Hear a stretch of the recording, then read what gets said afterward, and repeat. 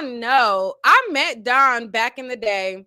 And I posted on my community tab a picture of me and Don together.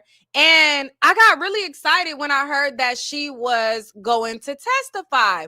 So when Dawn was announced that she was next to testify, then Aubrey O'Day was basically playing, see you tomorrow. Aubrey O'Day was basically playing and hinting like she was going to testify too. A lot of people thought that Aubrey was going to testify as well. And then turn to find out, once I'm like, oh, I gotta see Aubrey, I gotta see Don, I gotta see lights, camera, action. I'm getting excited. I'm like, I'm booking my flight right now. Okay, I'm booking my flight right now because I mainly wanted to see Aubrey in court because I felt like she was gonna give it how it needed to be gave and do what needed to be done. So I'm getting excited. I booked my flight because I'm excited to see Don and Aubrey, and then come to find out Aubrey over here pump faking. She over here pump faking like she finna testify, then come to find out she not testifying.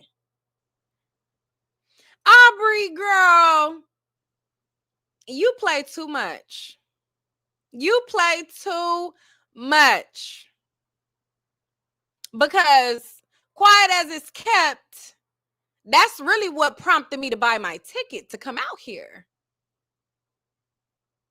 And now that I came out here and I done seen Don on the stand, now I feel like Aubrey need to pay me my money back. Because you did all that pump fake and got me excited to come up to this trial to see you do what needed to be done. And then I'm excited to see Don also, but then you to turn around and not testify and talk about, oh, I'm not taking a stand. And Don to get up there and play like she did. Oh, child. Oh, baby. Oh, baby. Houston, we got a problem. But now, so anyways, let's get into it. So Don gets on the stand. And I thought that, like I said, she had so many things that she went over in her lawsuit that I thought that we was going to get into all of those things. But it more so was her backing up Cassie's claim.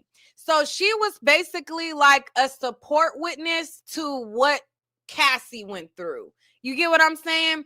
And I didn't know like how the government had their case, set up. So I thought that it was going to be Cassie getting into what she say, her and her freak offs, her and her situation. And then it was going to get into Don and her saying that, oh, he touched my boobs, or, oh, he forced me to do this. Oh, he locked me. I thought it was going to give that, but it really didn't give that. It really gave, okay, support what you saw with Cassie, okay? And then when she gets on the stand, they done caught her in so many lies that she made herself look not credible at all. Now, do I think that she's seen some things? Do I think that Diddy was basically hell on wheels? Yes. Do I think that he was giving everybody a little bit of straightening? Yes.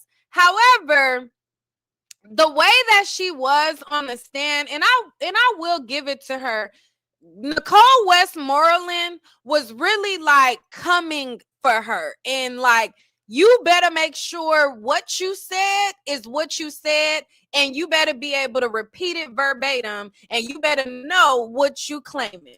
Now, when she got up on that stand, she wasn't acting like she was too sure about what she knew that she was claiming. And Nicole Westmoreland was able to point out, girl, when you went to talk to the prosecutors, you didn't say this then, but now you saying this now.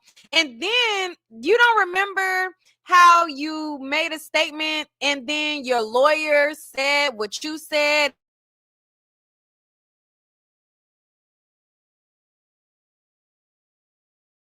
her lawyer give a statement. She over there about um a statement from my lawyer. Can you elaborate? What do you, what do you mean by a statement? My thing is it buffering for y'all? Because it just did some stuff or whatever. She was up there, and I was really, really excited to see Dawn, and she let me down. She was up there acting special. She was acting like she didn't understand. She started talking in baby talk.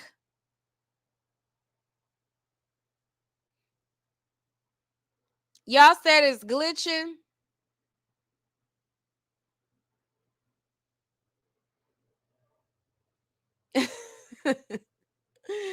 Hopefully, hold on, let me see.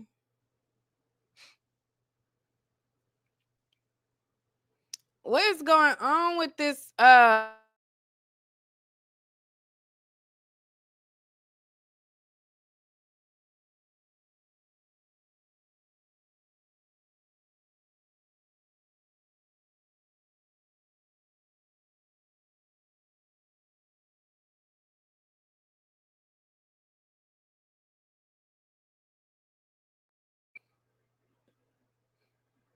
Is it better now that I put it to my phone?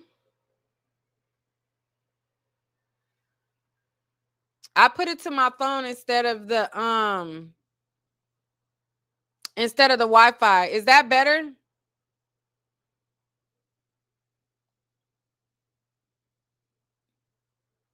Okay. So, yeah, Don has a civil lawsuit as well. So, let's get into that, because they basically was like, "Girl, so what made you want to file a lawsuit, Miss Mamas?" Then she over there talking about oh, once Cassie spoke out, then I got the courage to speak out. So they like, okay, so you got the courage to speak out when Cassie spoke out, but are you so you looking for compensation? And she was like, huh? Compensation, huh? Do you have anything in your lawsuit about compensation? Um,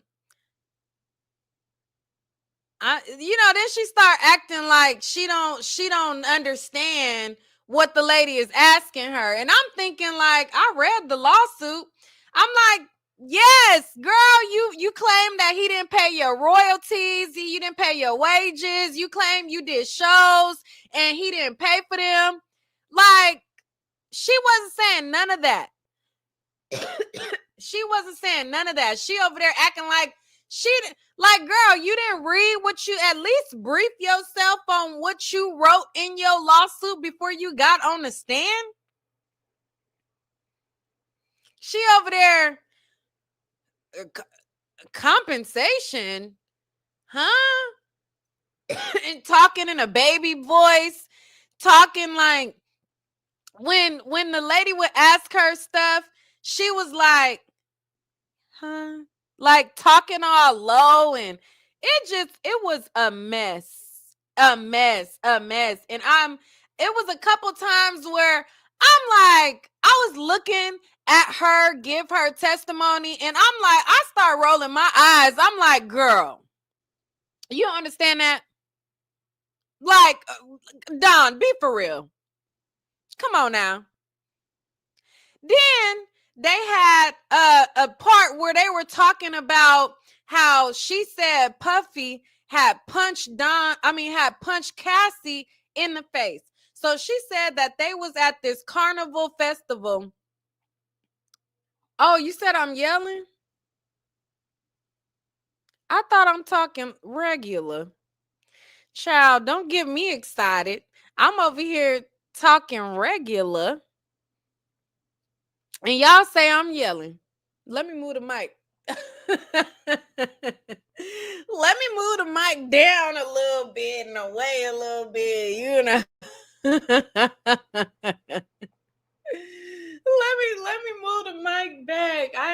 is picking up like that. So then, okay, let me get back into it because y'all don't even know. I am running off of 2 hours of sleep, y'all. I did not even get a full 2 hours of sleep since I've been here. Okay. I came into my hotel. I didn't make it into my hotel until like 10 something 11. 10 something 11. Came, got myself together, laid down for like 2 hours and was back up to get ready and blah blah blah, do my hair and do everything. Child, I'm running off fumes. So let me just get to it. So, girl, they asked they asked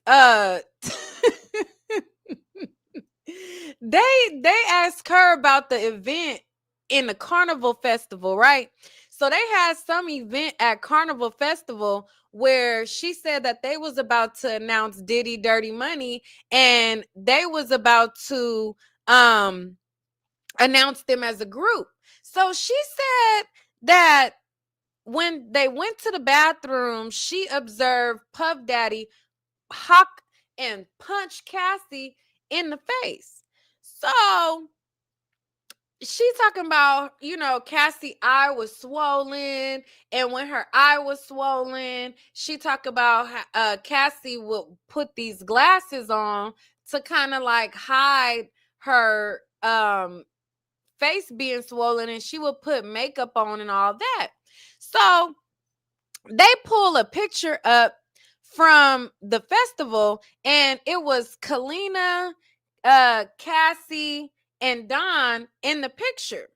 And so in the picture, all three of them had these big bubbled out glasses, them big old them glasses that to me they make people look like flies because they them big bubble ones. So they all three got these big bubble glasses on. So they looking at Cassie on there. She like, so Cassie got, these glasses to hide her eyes. And then she was like, yeah, she was hiding her injury. So then the lady like, okay, so why y'all got these bubble glasses on? Now she didn't call them bubble glasses. I'm giving them that name. But why y'all got these big old bazooka glasses on too? And she gave the fakest response that I had done ever heard. She was like, well, we were all standing in solidarity with with Cassie. And so the lady was like, so you said that you observed this beating and Kalina was there. So Kalina observed it too.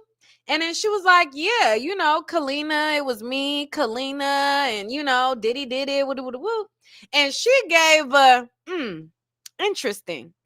Like, like one of those, like, we'll see about that. So basically that gave girl, Kalina's story is completely different than yours, but she didn't say that.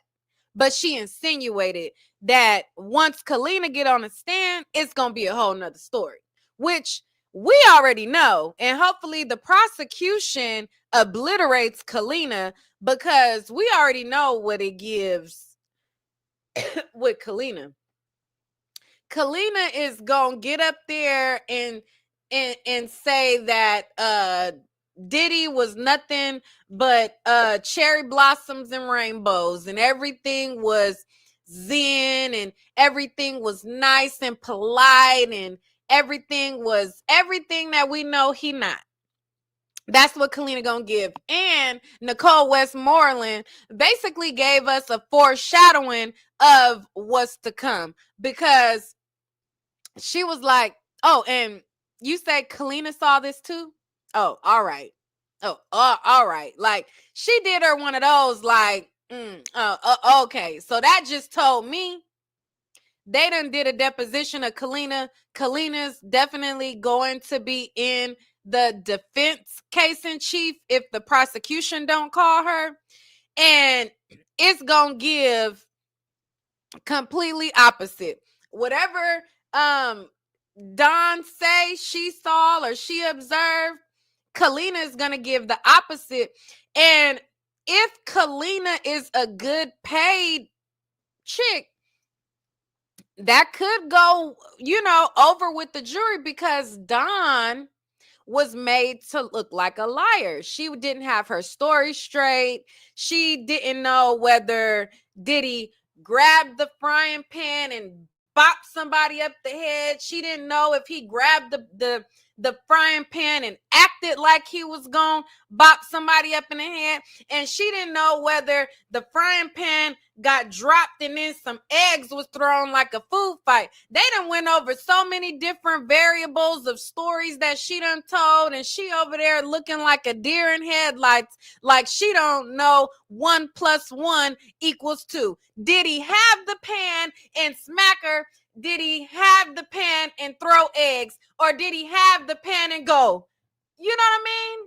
Like, which one is it?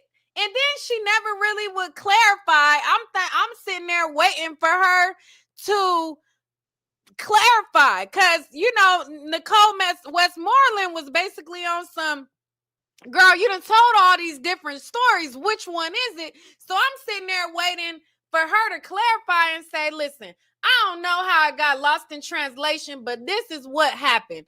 He had that frying pan and he went up and he was like, like, I'm expecting her to do something, redeem herself, girl. She was sitting up there like,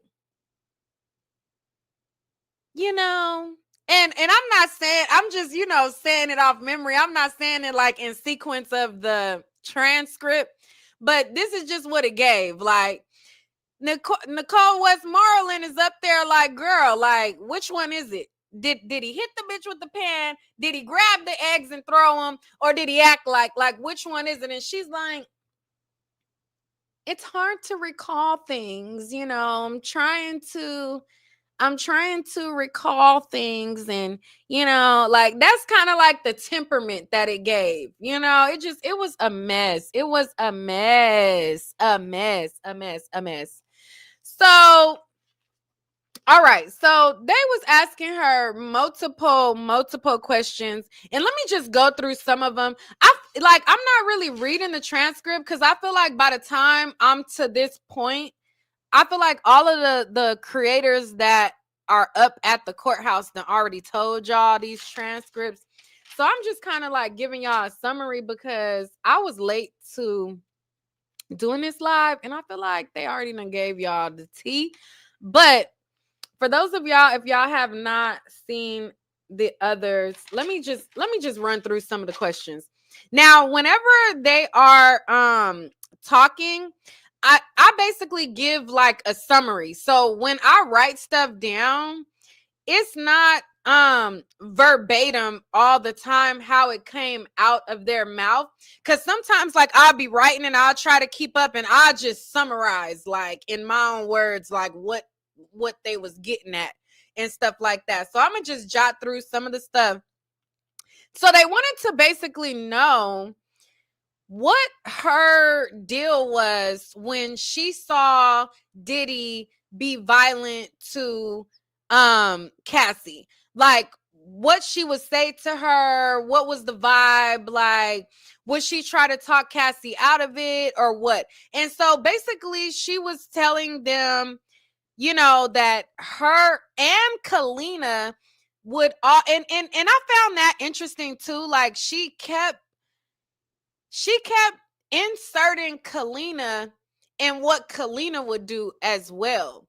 And I'm like, girl, you know that Kalina gonna say the complete opposite. So why you keep bringing up, and granted, they asked her a couple of things about Kalina, but it was more so like her inserting what Kalina like role in it was. Like, I recall, like, instead of them, because they did ask her a couple of times, but they asked her basically because she would bring it up. Like, she would be like, oh, I was doing this and Kalina did this. Like, And so they would have to like reiterate off of that. And I'm just like, girl, you know, when Kalina get on the stand, she gonna say the complete opposite. So stop inserting her into what you seen or observed or whatever. Just tell them, Kalina was there, but this is what I saw. This is what, you know what I mean? She kept inserting Kalina in it. Like, yeah, and Kalina, and me and Kalina would always encourage her to leave, and me and Kalina this, and me and Kalina that. And I'm just like, girl, Kalina ain't gonna say what you saying. So just say that bitch Kalina was there, but she a liar. This is what happened. I don't know, something other than what she did. It was making me irritated. So she said her and Kalina would both give Cassie advice to leave Diddy, and when he would see that they were basically giving advice to leave him, she said that his reply was, this was a relationship of passion, and that she perceived that to mean, they'd die. Because she said that he said this is a relationship of passion, and if they say anything, they could go missing. And then they were like, girl, what that mean? Girl, what that mean? You could go missing. And then she said, oh, I thought that meant like that we could die. So then they like, okay. So after the incident that happened in 2009, did you continue to like see Cassie around, and like where did you see her around? She was like, yeah, I would see Cassie around at the studio, here, there, at the house, this, that. They're like, how often did you observe him be violent with her? She said often. He would grab her, kick her, and punch her in the mouth. And they said, so what would prompt this? Like, what would make him just whoop Cassie's? They didn't say that. They didn't say it like that, but you get my drift. So they're like, what would make him do it? And then she said, basically, it would happen anytime that she would be speaking up for herself, or, it could be random, or like if she wanted to perform. She said that Cassie had a quiet demeanor, and when she would try to speak up for herself, she would get punished.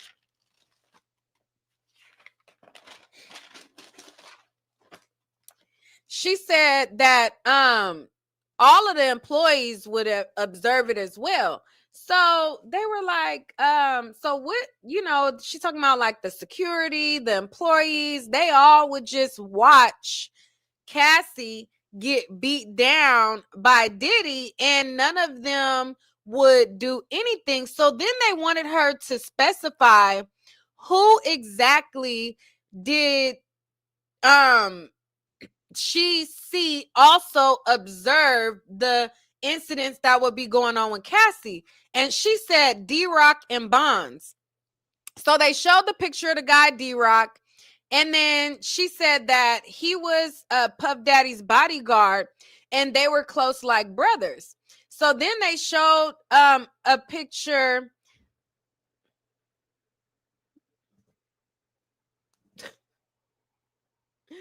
I'm like, what does it sound like?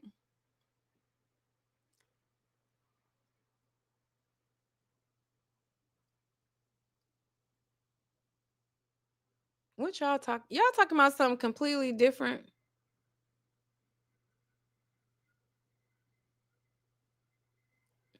Y'all talking about something completely different in chat. So, anyways, so she said they worked the whole time as in Dirty Money, and she said that they would watch Cassie, get beat down, and they wouldn't do nothing. She said that she saw Cassie with bruises all over, and she said that she would cover the bruises with makeup and sunglasses. This is the part I told y'all about already. She said that okay, I told y'all about this festival. Let me go down.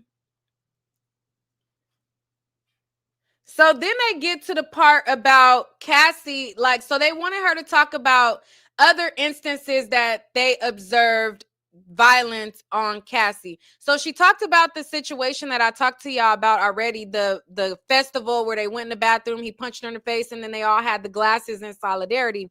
So then they wanted her to talk about another instance where she observed Diddy be violent to Cassie. So I thought it was interesting too when she was giving her account on this next situation. So she basically said that they were at a dinner, right? And they were at this restaurant, and in the restaurant it was Harv Pierre, Capricorn Clark, Kalina Harper, and Mia was there. And she said at this restaurant, she seen that, Diddy and Cassie were like kind of quietly like having words. And then while in the midst of them having words, she said at the restaurant, Diddy hauled off and punched Cassie in the stomach. So they're like, okay, so he just hauled off and punched her in the stomach, and what did everybody do? She said they didn't do nothing. She said, so then they start asking her about Harv Pierre and who Harv Pierre was, because Harv Pierre was one of the guys that was in attendance when this alleged incident was to take place. So she says her boss, they were like, is Harv Pierre your boss, or who is he? And then she was like, no, he wasn't. He was Puff Daddy's boss. No, she said, no, she said her boss was Puff Daddy, and Harv Pierre's was the boss of Bad Boy, and he answered to Puff. She said, what did employees do to intervene? She said they didn't. She said they didn't. We didn't intervene. So they wanted to know what happened after that. So she said her, Kalina, Cassie, D-Rock were in a BMW Sprinter after he punched her in the stomach. She said D-Rock was driving, and in the Sprinter, she said, I guess Cassie was talking in the Sprinter on the way from the dinner, and she said that that Puff Daddy done slapped Cassie in the mouth. So they like, damn, like what happened after he just hauled off and smacked her in the mouth? She said Cassie just started looking out the window and stuff. So she get into what type of person Cassie was and how she was. She said Cassie had big dreams. She wanted to put out her album. She said that she told her that she would write for her. She said, and then this is where she inserted Kalina again. She said, we wanted to support her any way we could. She kept talking in we. And it was just irritating me so much because I know that Kalina is going to say the opposite. She was like, we wanted to support her. So they like, girl, she said Mr. Combs didn't like that we talked to Cassie and we would have to pay for it. So she said he told her he owned her and she had to wait her time.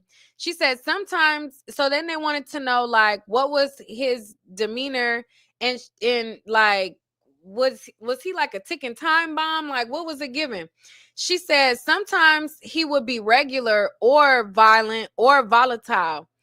And she said he owned her in that moment or her decision. So basically, she was basically trying to say that Puff Daddy is a person that had complete control over Cassie. Cassie was his object, okay? And she had to do whatever he said. So she said, we told her she should leave. And they were like, objection.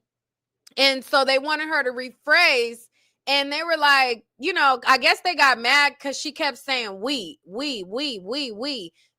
pertaining to like her and Kalina. So they told her to rephrase. And then she started talking more firsthand. She said, I told her that she should leave. She said, Cassie looked torn. She would listen, but I could see the fear. So she said that, whenever she would give Cassie some advice to leave him, that she would listen, but not really. Okay. Somebody in the chat said, "You been sipping?" No, I'm tired. But I'm giving y'all the rundown of what happened because tomorrow is a whole new day and I'm not talking about Don tomorrow. Okay. But I still want to go through the prompts. But like I told the chat, if you are not aware, I am running off of 2 hours of sleep. Okay. From traveling, coming, flying here, getting off the plane, coming to my hotel, getting myself ready, getting in line, standing outside, waiting, being at the courthouse all day, coming to my room, talking to y'all. I'm tired. I'm jet lagged. I'm tired. I'm sleepy. But I'm still going to continue to talk to y'all about what happened today because I ain't talking about Don tomorrow. So sleepy and all, we about to get through it. Okay. So anybody else who don't know, I don't even drink alcohol. I am a year and 6 months sober. Period. But anyways, let's get back to it.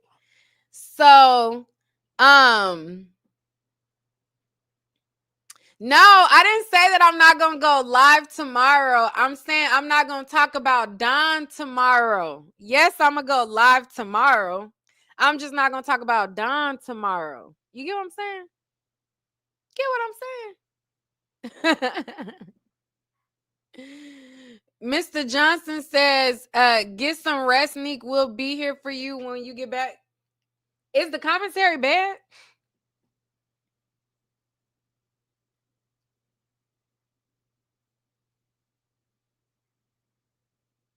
Oh, hey, Yaya. Yes. She said, you are beautiful in person. Thank you.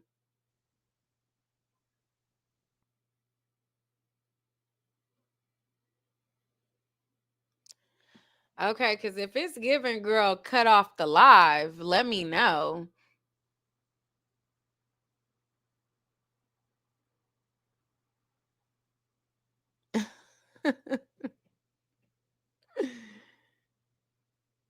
Okay. Okay. Because I'm like, what's it giving? What's tea? But anyways, and shout out to everybody who I did meet today. The like people that were other than influencers or YouTubers, and the shout out to you. So yes, and if I took a picture with you today, send me those pictures also, because I took a picture with a couple of people. So send me those pictures. But anyways, so let's get back to it. So where was I at? Okay. So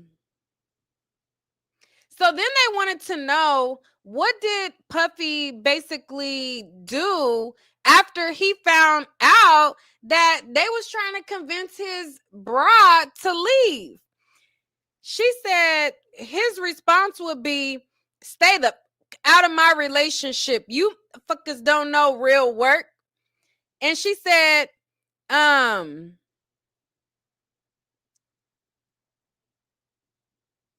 then she kept saying, like, we would pay for it. We would pay for it. Like them inserting themselves into his relationship. She kept saying, like, we would pay for it. And I was waiting for the prosecution to elaborate and make her expound on what she mean by we would pay for it. We would pay for it. Like they never made her like elaborate on that. So then she said So then they wanted to know what Puff Daddy's demeanor was again. They were asking her again, like, what was his temperament like? What type of time he be on? And they said, he would sometimes be stern or violent. It was mean. It was mean. It was mean. She said it like 3 times, saying like he was mean. Then they said, they wanted to know about Harv Pierre and what he would say and what his response would be to certain stuff. She said, Harv said it gets dark and lonely if you don't listen. That's what was stated by Harv and Mr. Combs, because they wanted to know. And I'm like, is Harv Pierre part of the RICO? Because a lot of the questions that they were asking when they wanted to know about things with Harv Pierre, it sounded like he is the part of the criminal enterprise that they are bringing against Diddy. Like the way that they framed the questions, it seems like Diddy is the top dundada, Harv Pierre is the right hand man, and together they are making all of these people be fearful of their lives and be in these messed up situations. But it really sounded like the way that they were phrasing it, that they were putting Harv Pierre at the top of the chain of, you know, the Diddy web of people that probably are going to go down with him as well. I'm like, is he going to have a separate trial? Because it sounds like they setting up to go after him next, because I don't think he's a part of this case. So it sounds like they trying to get intel to go after Harv Pierre next.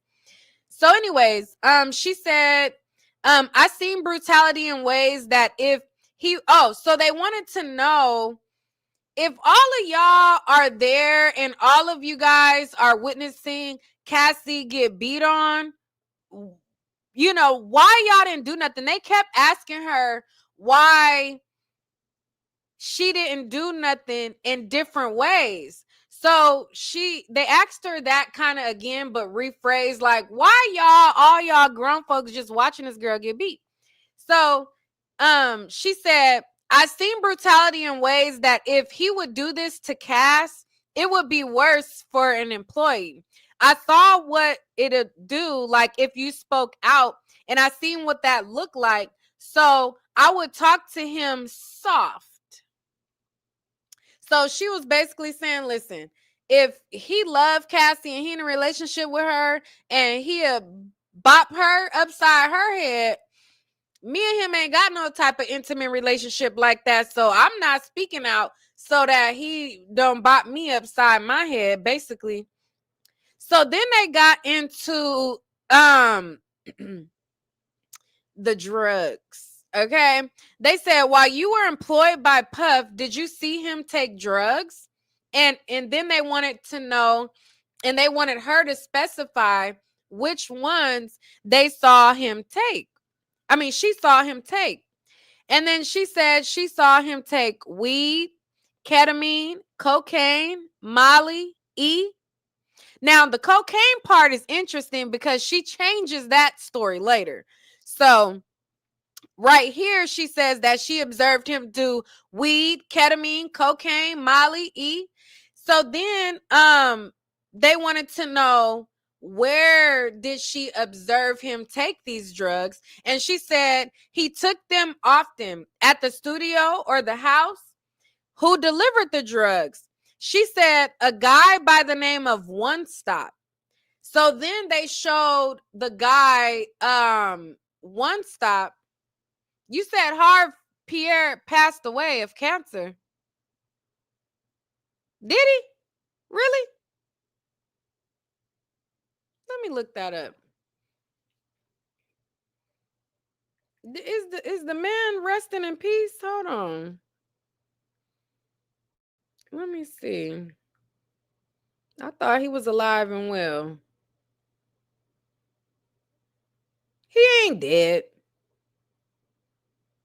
Why y'all be lying?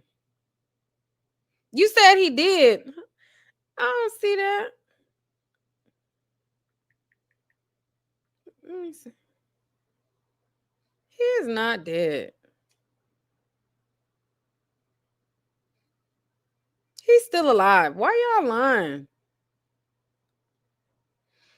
He's still alive. Why y'all be lying like that? I don't like that. Y'all just get up here and just be lying for what? Why y'all do that?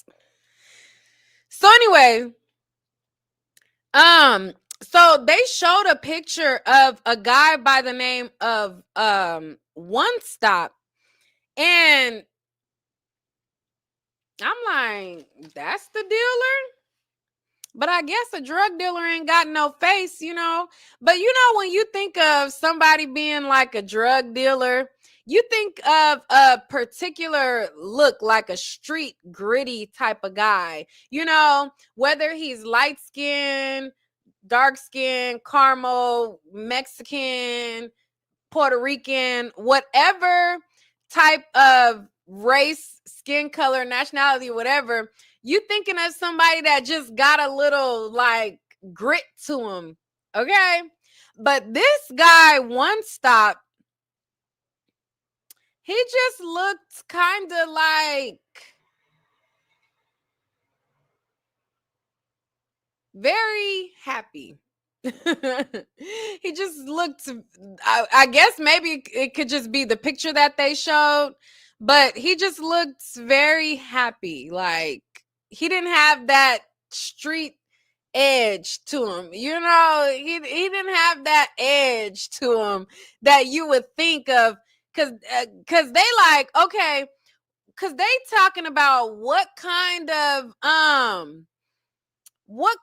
stuff would he deliver? So they wanted to know specifics like, okay, what all did you see him deliver?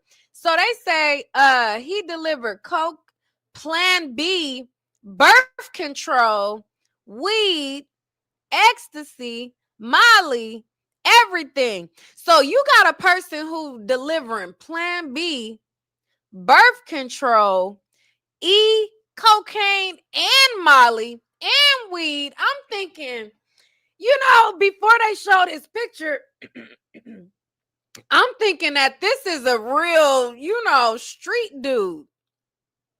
The picture didn't really look like that.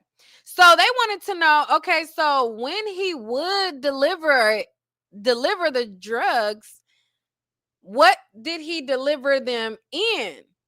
And so they said that he had a Louis Vuitton travel bag that he would put the drugs in. And so they said, who would carry the LV bag? Did he offer you drugs? And she said, yes, I only did weed. Who else did he offer drugs? Kalina and Cassie. Did you see him with the weapon on his person? Yes. What kind?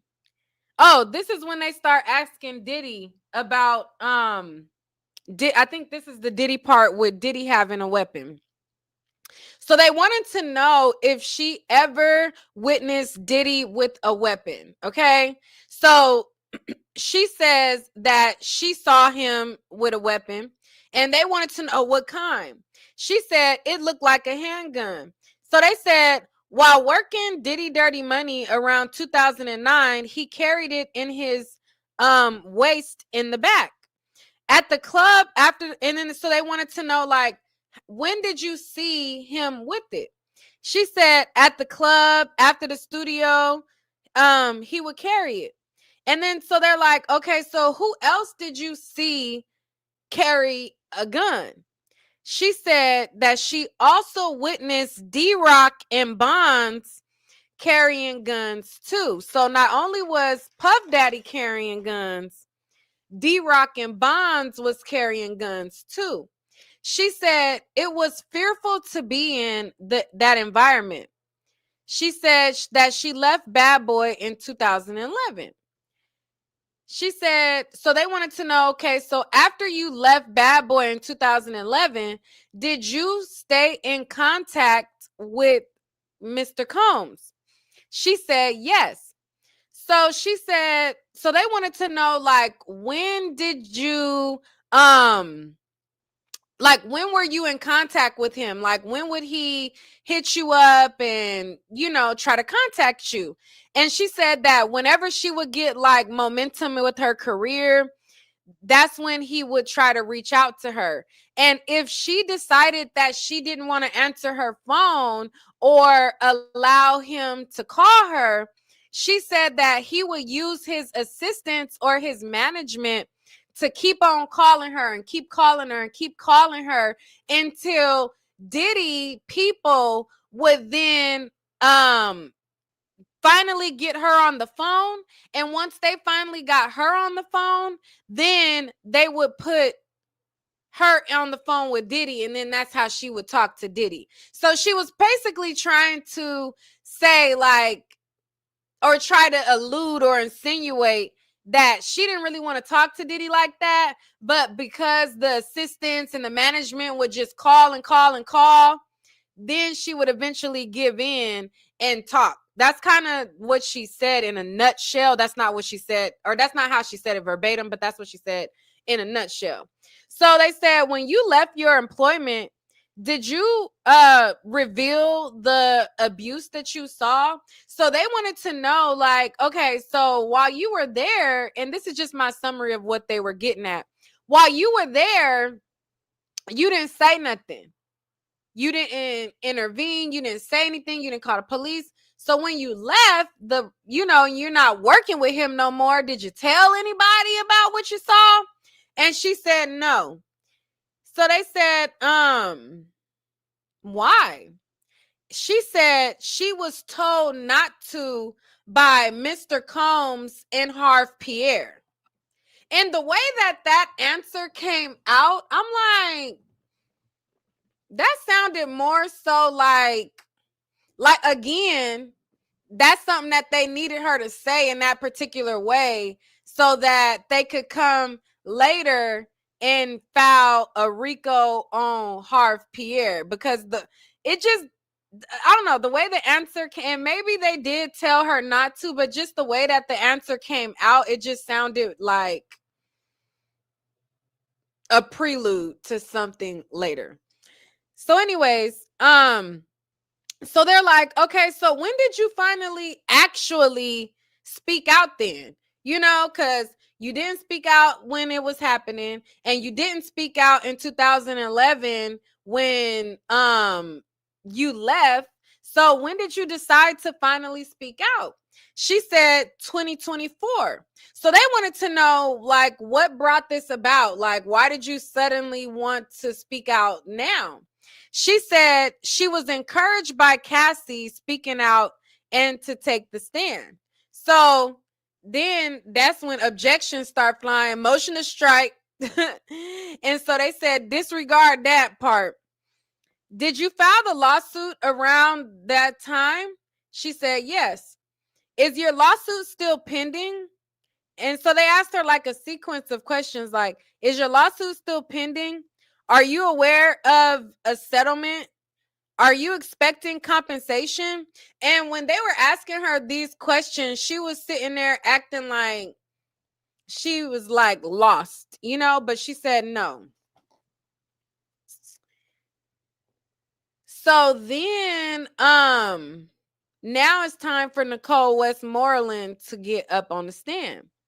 So that was all of the prosecution talking to her. Now we're going to get into Nicole Westmoreland, who's Diddy's attorney, talking to her. So they wanted to know about her. So immediately when Nicole Westmoreland got up there, she like, do you know that there is a motion to dismiss your lawsuit currently pending? And then Donna was like, a motion to dismiss, huh? Like, she didn't understand. She said, so then they brought up like a statement that her civil lawyers made, and she was like, oh, I don't know, like that's not my statement. And so she started to act like she didn't understand what she was saying. She didn't understand like what they were getting at as far as like her having somebody, a lawyer, write statements on her. She was just acting like she was lost at this point. They said you filed suit in September 2024. And they said after filing the lawsuit with Mr. Combs, you had an interview with the government. Do you remember that? So then she start acting lost again. Because they're like, girl, suddenly you filed this lawsuit. And then right after you filed this lawsuit, the prosecution team is talking to you. So she start acting lost again, like, can you. And then they wanted to know how many times that she sat down with the prosecution. And she says that she has sat down with them several times.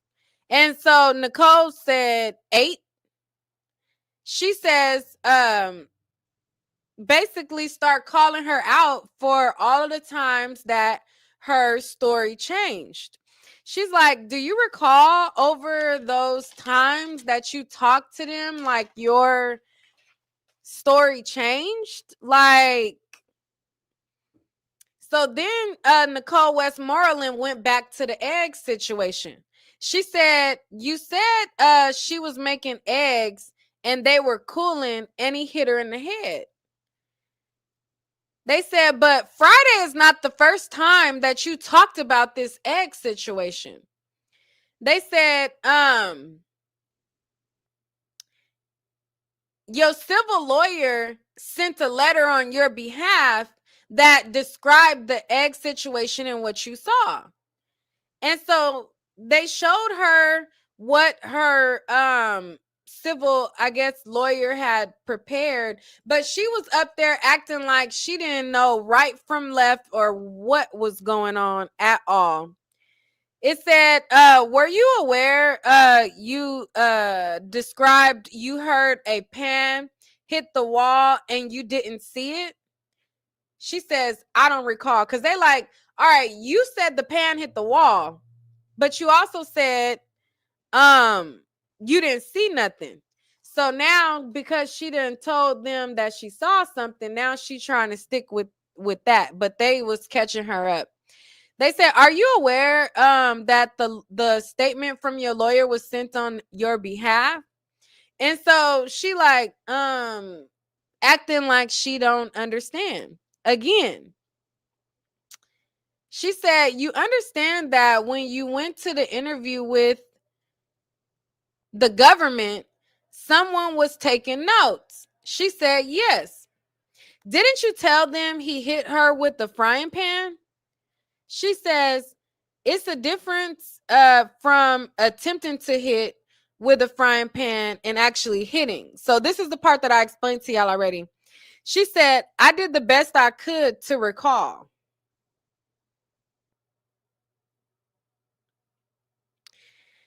They said, the next interview that she had with the government was this year, March 2025.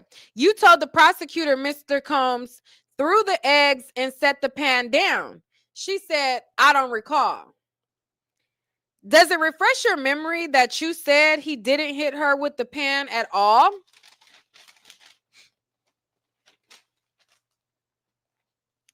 She said, you agree that throwing eggs is different than hitting with a pan. Would you agree it's hard to keep your story straight?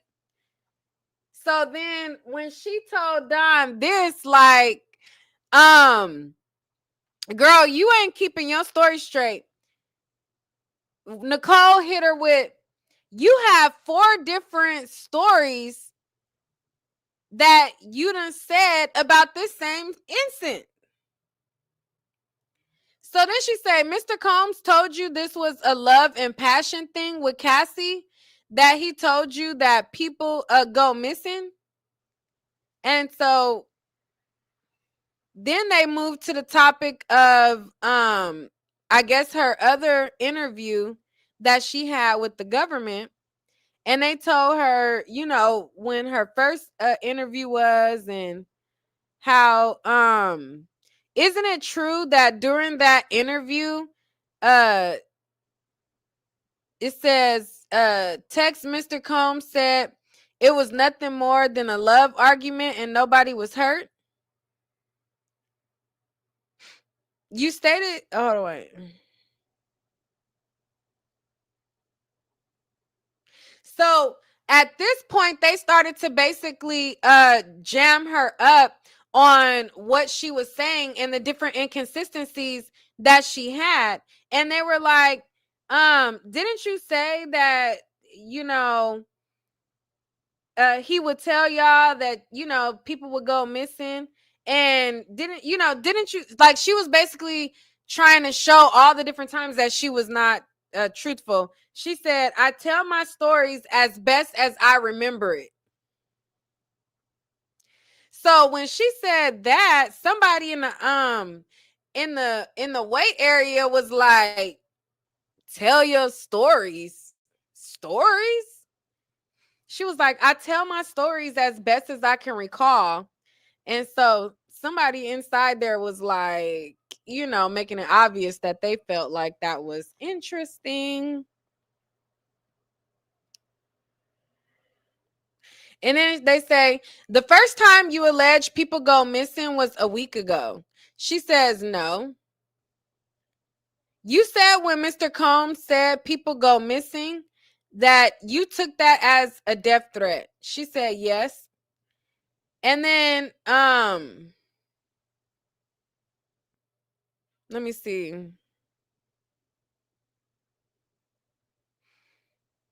I started scribbling at this point. Oh, they went back to the dinner situation.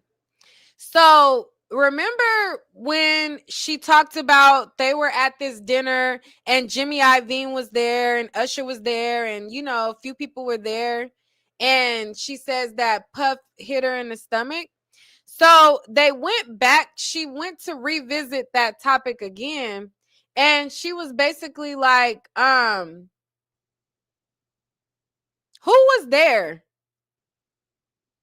And so she was like, Harv Pierre, Kalina, Puff, Mia, the bodyguards, D-Rock, Bonds, Cassie. So they're like, girl, when you said this to the government, you was naming all kind of celebrities that was there also. Do you recall stating several celebs were there? And she said, Usher, Jimmy Iovine, Neo. Any reason you left those out? Because they like, okay, when we asked you who all was there, then why are you missing out on names? She says she's not sure why she didn't reiterate the names that was all there that included the celebrities. It says you talked about an incident in a car leaving a festival. And then she said, no, not leaving the car, not leaving the festival.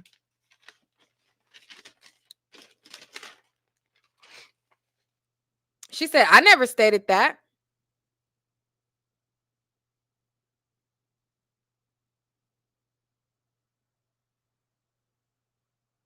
And then they pointed out in May, just a week or so ago, you met with the government.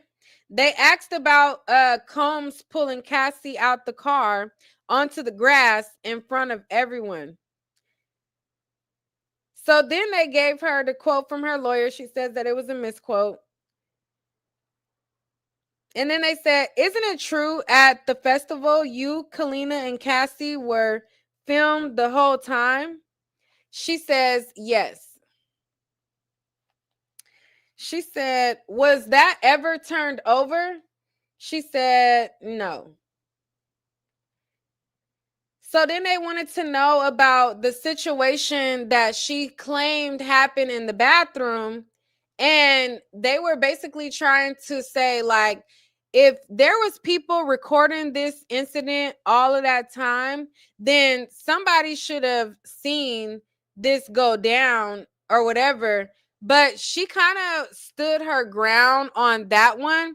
And she was basically like, it's, like, it was in the bathroom. It was not in view of people. So therefore, the cameras would not have captured it because it was like, ducked off in the cut type of thing.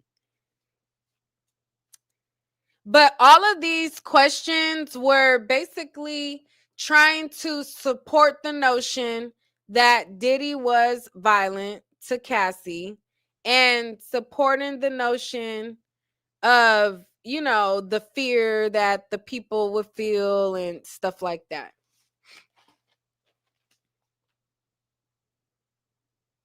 Let me see how much is left.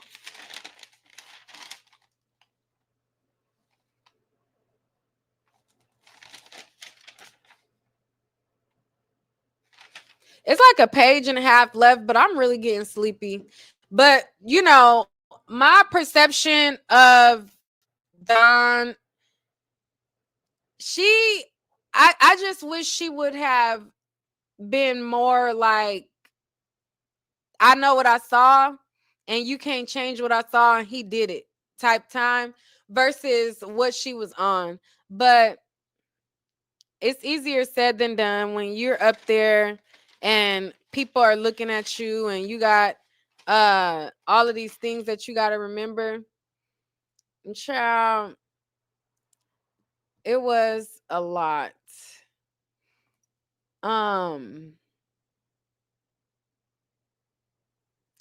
I'm over here. I feel like I could barely hold my eyes open. I can't. So I'm gonna pause right there. But what I will say, and I'll go over what was said with the friend Carrie Morgan tomorrow. I don't want to just doze off and fall asleep on y'all. But yes, basically Dawn did a horrible job. Dawn did a horrible job. They kept catching her up, and at one point they were basically like, girl, do you realize you keep changing your story? And she was like, yeah. She said, yeah.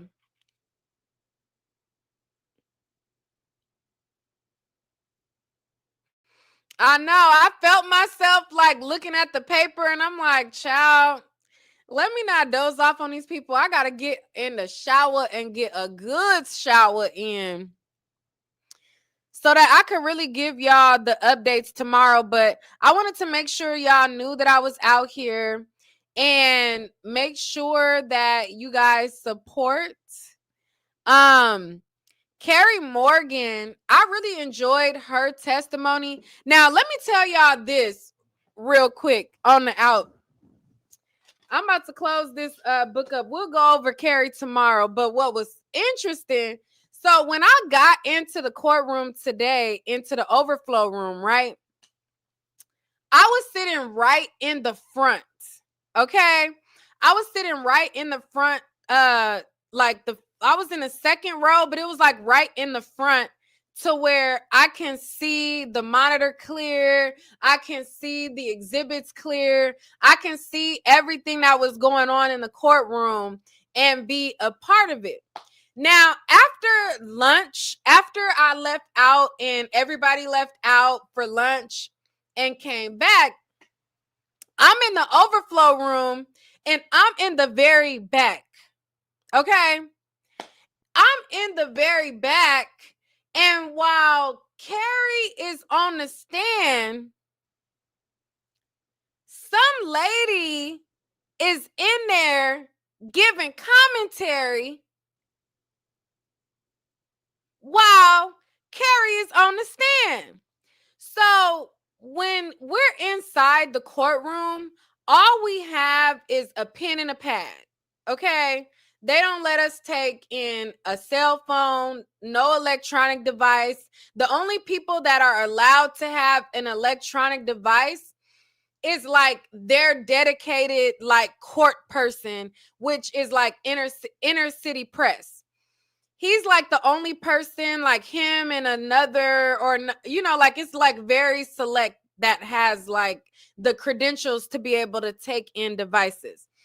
Other than that, anybody else who is in there has to write a pen or the pad. So I'm in there and I'm trying to keep up with everything that Carrie is saying.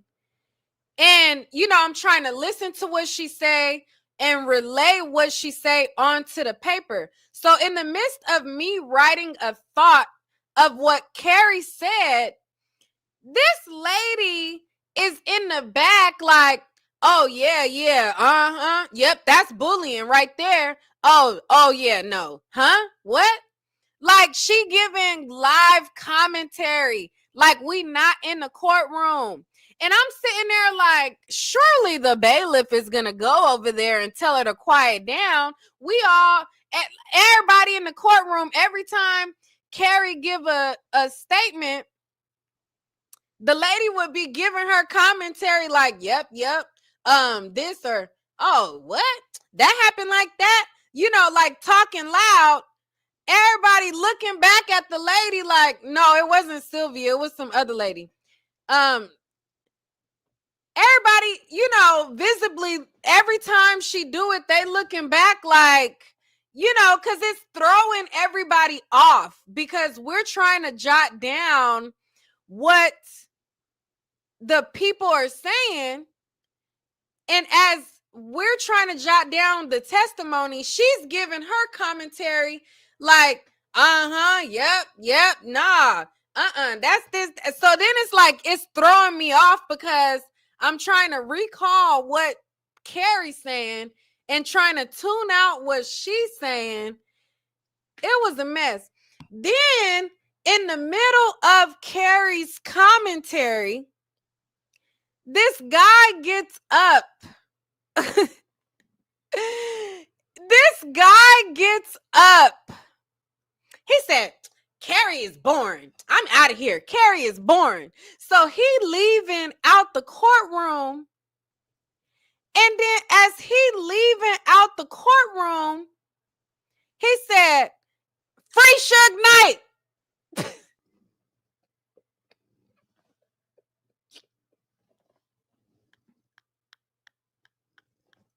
I'm like, what is happening? I'm like,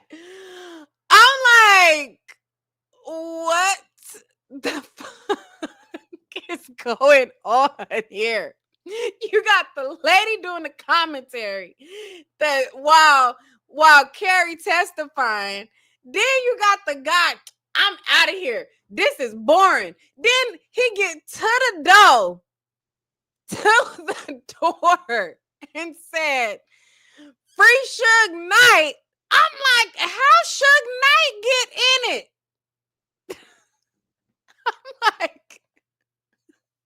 I'm like, what the fuck is happening? I'm like, how did we go? Where did it was so random. It was so random. Like, it was so random.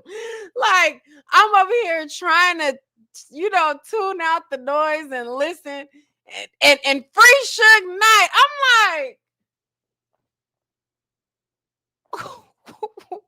what?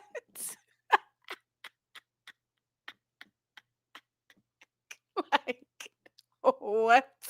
So everybody looking like, did he just say that? Like, is this real? Like, what is going on here? So after Carrie, she was very matter of fact. She ended up taking a payment. But I mean, I feel her though. Like, she was really mad at Cassie. Like, she was really mad at Cassie. You said, did we laugh? I'm trying to think. I don't recall I don't think that anybody laughed. It just more so was like, it just was random, and it just was like left field. Like, where did that, like, it just was. I think people were like more so like shocked than anything. It was just more, it just was more shocked than anything.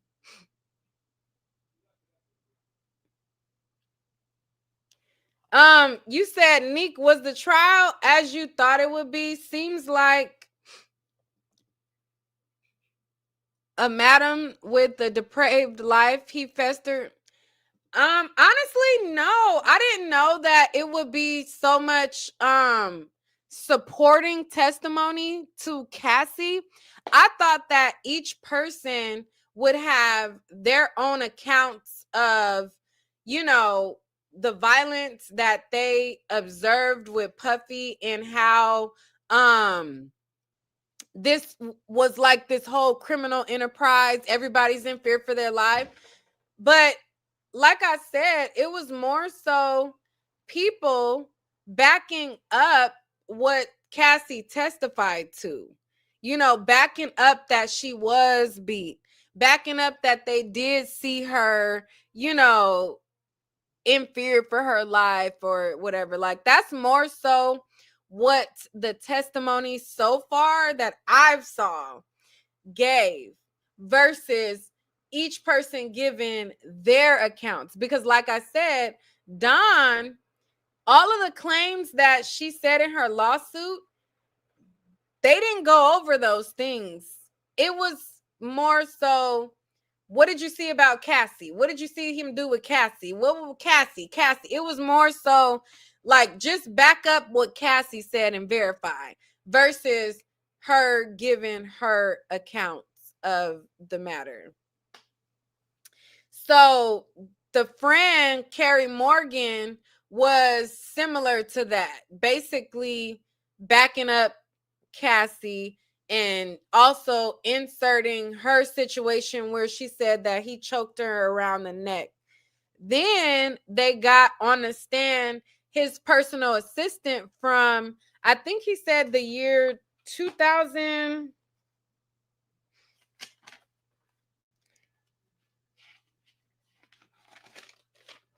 He was the assistant from,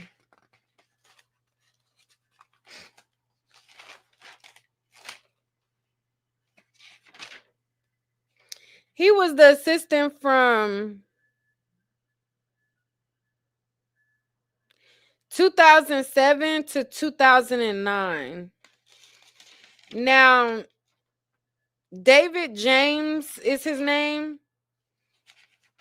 And so far, I was liking his testimony. He seemed like he really paid attention to like details. Like, he was giving his testimony, and all I remember was, damn, like, he got a good memory. He talked about when he got hired by Puff, how he got hired, who was there, what the process was like, everything that he had to do. But he was so intricate in saying, I had to do this, I had to do that, I had to do this spreadsheet, I had to, like, I'm like, he got a good memory. So I was enjoying his testimony, and then they went to the end of day. But the testimony that I haven't spoke about, I will definitely try to pick back up tomorrow. Um, but like I said, I'm tired, child. I'm tired, boss. I'm tired, boss. And so I'm definitely gonna try to deliver better commentary tomorrow, because I'm gonna get me some sleep. Okay, what time is it? Oh, child, it's 11. I'm over here looking at I'm over here looking at my clock. That's on Cali time. I'm over here thinking it's 8 o'clock. Girl, I got to go. I did not realize it is 11. Oh my goodness, my Lord. I'm looking at the wrong damn time. Child, I got to go. I got to get some sleep. I'll talk to y'all later. Bye.